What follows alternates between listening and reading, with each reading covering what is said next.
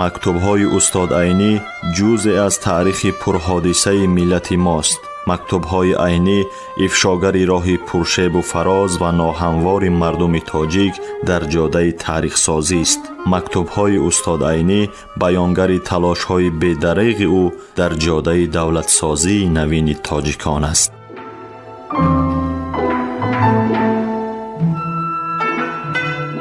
سامیان عزتمند، حالا شما از بخش خوانش ادبی مکتوب‌های استاد عینی را با نویسندگان و اندیشمندان همزمانش با چهره‌های علم و ادب تاجیک که در تهیه، تحریر، برگردانی و نشر آن کارمندان اینستیتوت زبان و ادبیات به نام رودکی اکادمی ملی علم‌های تاجیکستان، ادبیات شناس انزورت ملکزاد و گلبهار عثمانова سهم گذارند، در قرائت هنرپیشه خلقی تاجیکستان نورالله عبداللهیف شنوید.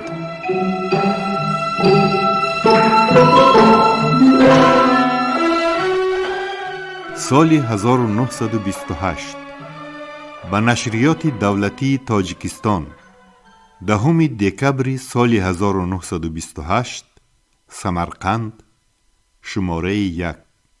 به نشریات دولتی تاجیکستان، قانون محاکمه جنایت که از طرف رفیق قوقندبای عبدالخالق زاده از روسی ترجمه شده بود، سر تا پا دیده تحریر کرده برآمدم. در وقت تحریر به اندازه از نسخه ازبکی هم استفاده کرده شده، جایهایی که معنی حقیقیش آنقدر روشن نبود از ترجمه کننده ایضاحات گرفته کار کرده شد. جایهایی که به گفته های ترجمه کننده آنقدر قناعت نکردم، با واسطه ترجمه کننده و حقوق شناسان کمیسریات عدلیه ازبکستان مراجعت کرده ایضاحات گرفته کار کرده شد. بنابراین زبان این کتاب به اندازه که در یک کتاب حقیقی ممکن بود آسان و درست شد و این چنین معنی حقوقیش هم ویران نشده است گفته قناعت دارم. عینی. به نشریات دولتی تاجیکستان، 10 دکبر سال 1928 سمرقند، شماره 2. به نشریات دولتی تاجیکستان، نظامنامه معرکه پل که از طرف رفیق قوقندبای عبدالخالق زاده از روسی ترجمه کرده شده بود دیده تحریر کرده برآمدم. به سبب یافت نشدن بعضی اصطلاحات مالی و صنعتی زبانش آنقدر عوام فهم نشده باشد هم برای استفاده نمودن متخصصان مالیه و حسابات بسنده است. از بس که جایهای مغلقش با ایضاحات ترجمه کننده کار کرده شد با اصلش موافق است گفته قناعت دارم. عینی.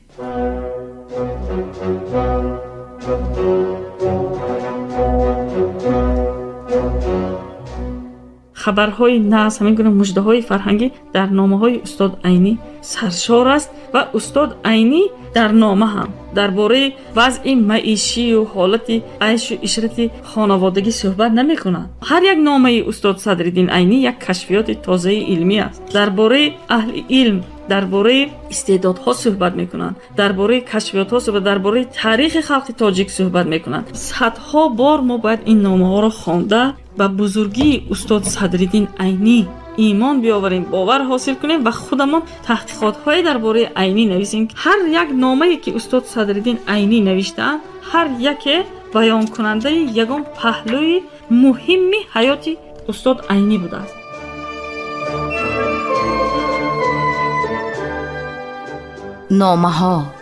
نامه‌های سرنوشت ساز و تاریخ ساز ملت. نامه‌های اصالت‌آفر و آرمانگرای ملی. نامه‌های خودشناسی و خودآگاهی ملی. نامه‌های افتخار برانگیز و هویت ساز استاد بزرگ صدرالدین عینی.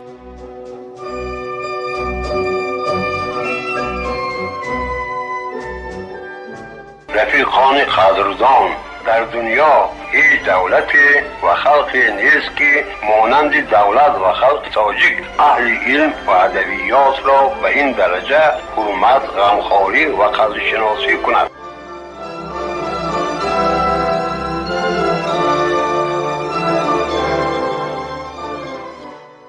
سال 1929 با خوقندبای اکا 25 سوال 1929 محترم خوقندبای اکا، در ساعت 12 کار شما تمام شده من بیکار میمانم.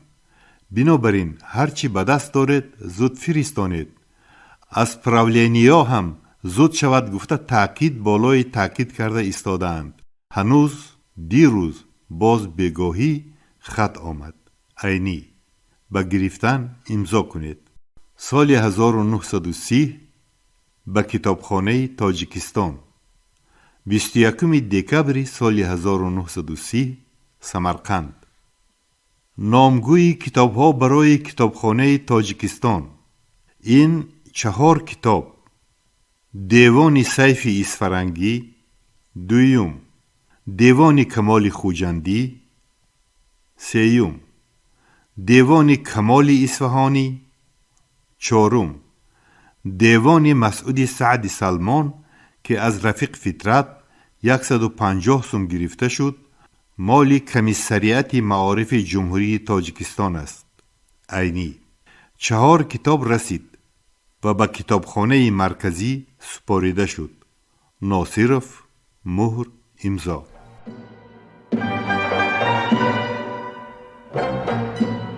سامعان عزتمند، یادرس می‌شویم که شما از بخش خوانش ادبی مکتوب‌های استاد عینی را با شخصیت‌های بزرگ زمانش که دارای اهمیت مخصوص علمی و ادبی‌اند در قرائت هنرپیشه خلقی تاجیکستان نورالله عبداللهیف از رادیوی فرهنگ شنیدید.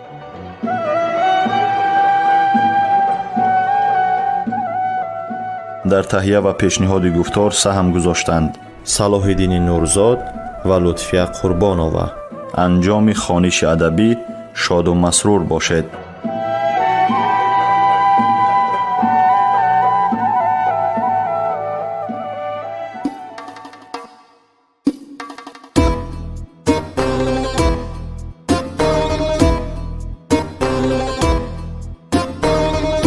عمری عینی از برای خلق صرفی خامشو،